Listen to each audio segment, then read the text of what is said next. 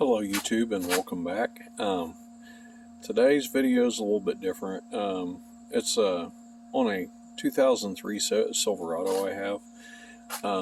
The frame brace on those that hold up the fuel tank and the front shock, those tend to rot out on the 2000 body style up trucks. This is just a quick video on how I did it for really cheap. It's like, I think it's $15 for the part and maybe $30 for the tool.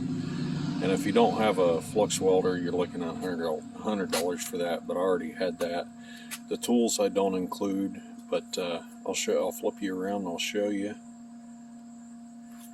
There's my truck, 2003 Silverado, composite bed, which means it's a fiberglass and whatever they made the doors on Saturns out of. That's my truck. There's the welder over there. Yeah, my garage is a mess, people. This is the $30 tool from Harbor Freight. This is a tailpipe expansion tool, and they do not recommend you using any power tools with this. They want you to do it by hand, so you might need a vise, which I have one over there. Yes, my garage is a mess, people. But I ended up, to get the pipe to expand a lot easier, I used a little blue torch, propane torch, and I heated up the pipe, and I stuck that in there, and you could do it with a ratchet, but I ended up using my impact here with a 19mm socket, and I just kind of snuck up on it. I didn't cram it down. I just kind of like that, just to get it to move. Whenever the pipe's warmer, it'll expand quicker and easier. But I will show you what I did. It was a 3-inch exhaust pipe, 18 inches long. I flared one end was already flared. The other end I flared, cut off maybe 4 inches of pipe and flared it until it slipped over the other pipe. And then on the other section where I wanted to meet it to the frame, the flare wasn't wide enough, so I had to flare that side too. But I'll show you what I'm talking about. Slide you underneath here. When I flared it to where it'd fit over this section here. That way I knew I'd have the proper diameter. Now I'm going to slide up underneath the truck. Okay. Now I have load leveler shocks.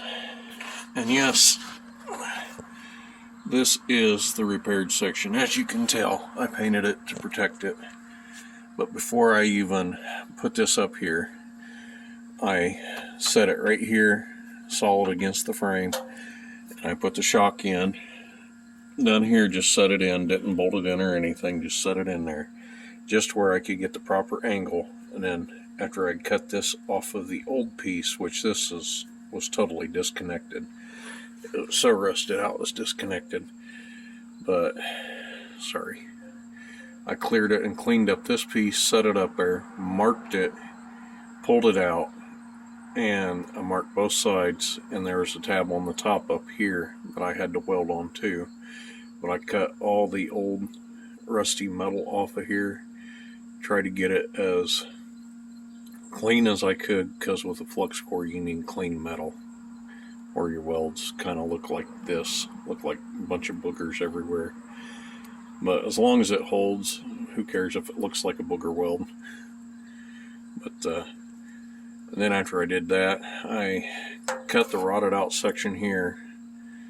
And my recommendation when I redo that, as you can see, this brace tube goes all the way across over to your fuel tank. So you might want to put something underneath here, because once you start to cut that out, it will move a little bit, not a whole lot. But this, whenever I cut it, you can see where I didn't cut it over too far, but I had good metal here except for this section here. So I just cut it there, that way I didn't have to guess where this hanger for my exhaust would have to be.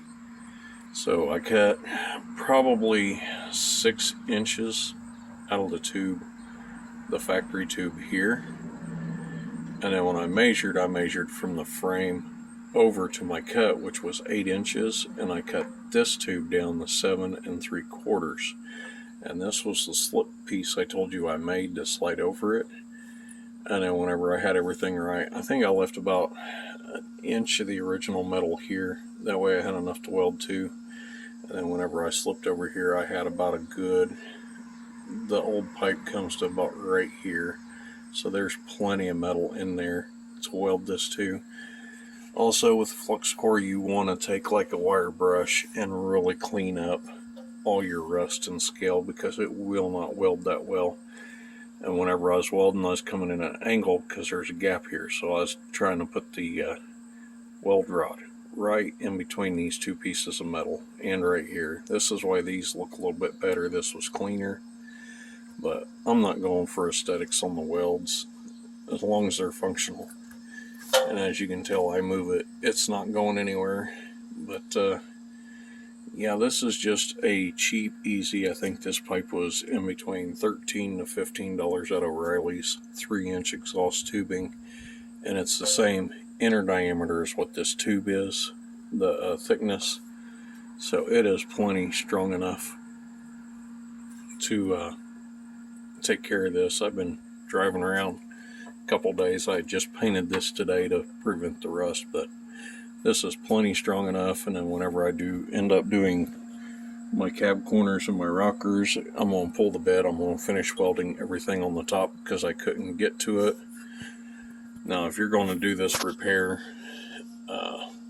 with the bed off, it'll make it easier to weld all this. But I left the bed on for reference because there is a certain distance between the bed and here that you need, which is 2.5 inches. So I set that up there, and this was just a tight slip.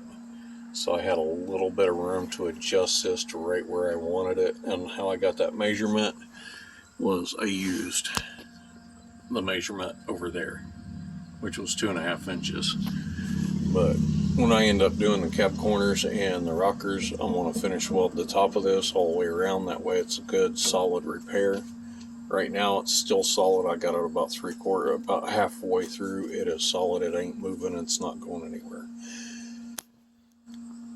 But I'll flip you back around. If you guys found some use in this video, please like it. If you know somebody else that needs to know how to do this, you can recommend my channel to them. I say, if you haven't subscribed to my channel, go ahead, leave a like, share, subscribe, and you guys have a good day.